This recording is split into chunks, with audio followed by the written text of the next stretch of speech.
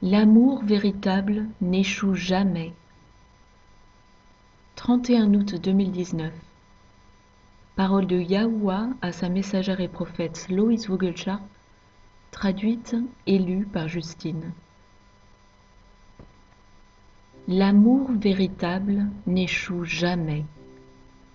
Il ne s'endurcit pas sous prétexte que les autres viennent contre lui. Il ne laissera pas la haine détruire sa volonté de proposer son aide et soutenir les autres. Il tendra toujours son bras pour aider avant même de penser à lui-même.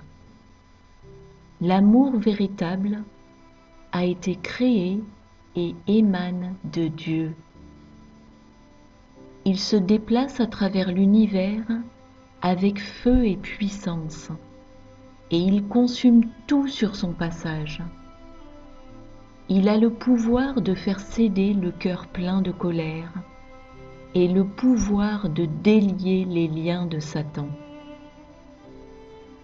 Le mal ne peut pas résister à son pouvoir de guérison sur l'âme humaine, créant ainsi une nouvelle vie.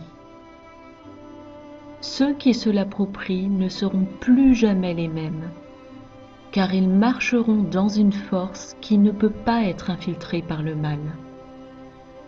Il enverra un message à tous ceux qui le reçoivent, car son pouvoir ne peut être stoppé, et seuls ceux au cœur pur le recevront. Il a été conçu pour toucher les enfants de Dieu Tout-Puissant et les transformer à partir de ce monde où le mal réside. Il est conçu pour créer une armée où l'amour habite et où l'amour excelle et transcende ce monde. L'exemple de cet amour est en Yahushua, et ceux qui le recevront ne mourront jamais, mais ils évolueront vers un royaume spirituel où le mal ne pourra pas les toucher. L'amour véritable ne cherche jamais à trouver des fautes et n'agit jamais avec irrespect, car il ne veut blesser personne.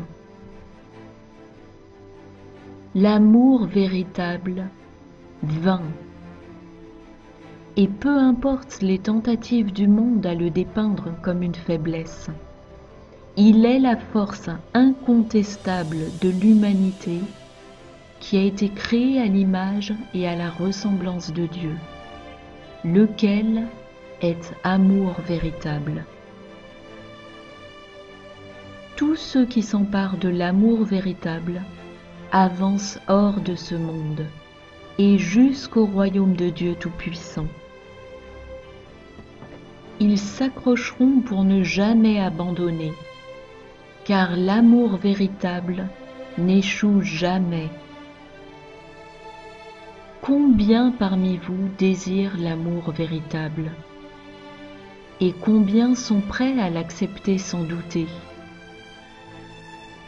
Combien croient en lui sans faillir et acceptent le fait que Dieu a tant aimé le monde qu'il a donné son Fils unique engendré, afin que celui qui croit ne périsse pas, mais ait la vie éternelle.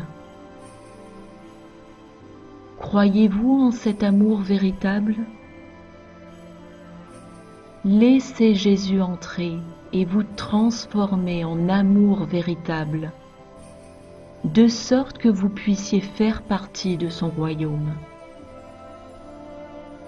Il n'y a pas de plus grand amour que celui d'un homme qui donne sa vie pour son ami. Or, c'est exactement ce que Jésus, Yahushua, a fait. Tout ce qu'il nous demande, c'est que nous acceptions cela. Commence alors le processus par lequel nous devenons comme lui et marchons en cette nouveauté de vie, l'amour véritable. L'Esprit a ensuite délivré à Loïs quelques commentaires sur deux concepts inventés et utilisés par les élites de ce monde pour nous manipuler et outrepasser les lois divines. Les droits de la femme sont une excuse pour assassiner votre bébé que vous ne désirez pas. Et cela a été enseigné à l'homme par les anges déchus. Le crime de haine est un terme utilisé pour nous empêcher de stopper le mal. Le mal est ce qu'il est, et il ne peut être accepté, peu importe le terme utilisé. Les chrétiens doivent se lever contre le mal et l'appeler par son nom, le meurtre, la haine, etc. Le mal veut faire taire toute croyance en Yahushua. Or nous avons autant de droit à agir selon nos croyances que n'importe qui. Nous devons cesser de montrer les autres du doigt et manifester l'amour de Jésus, et non pas la condamnation à l'égard de ceux qui ne sont pas encore venus à Christ. Jésus s'est assis avec les pécheurs, il ne les a pas montrés du doigt, il les a conduits à la vérité dans l'amour véritable. Car il est venu pour sauver, pas pour condamner. Nous condamnons et jugeons, et ils partent en courant, car il n'y a aucun amour là-dedans.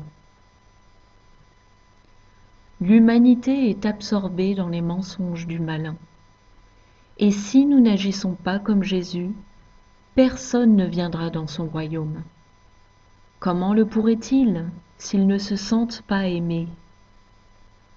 Tout est question d'amour et de montrer aux gens qu'il existe un moyen de vivre en toute liberté et se sentir accepté.